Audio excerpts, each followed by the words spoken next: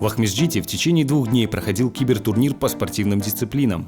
Здесь определяли лучших киберспортсменов среди студентов КИПУ имени Февзия Кубова, которые будут в дальнейшем представлять Крым за его пределами. Это не просто игры, это здесь присутствует интеллектуальная составляющая, которая обязательно должна быть в этих играх. То есть это не просто пострелять и побегать. Уже сейчас наши команды занимают высокие призовые места. И сегодня же наша команда, которая заняла призовое место, едет на международный чемпионат, который пройдет в Севастополе, который пройдет в офлайн формате. И это больше добавит нам драйва и больше такой интриги.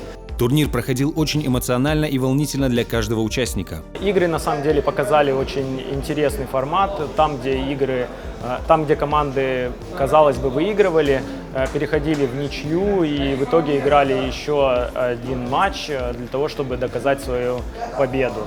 Ребята показали очень высокие результаты. Каждый участник кибертурнира выложился на максимум. Достаточно эмоциональный турнир вышел. Наша команда очень много моментов исполняла очень красиво, также много моментов, где переживали, соответственно, были перепады настроения, эмоциональные сдвиги, и, соответственно, что могу сказать, остался турниром очень доволен очень своим капитаном. Я очень благодарен нашим педагогам, нашим преподавателям за то, что они организовали турнир, организовали нам спонсоров и выделили нам деньги для победителей.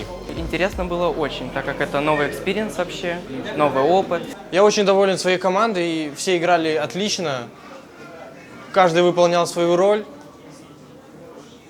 пытались показать высокий уровень игры.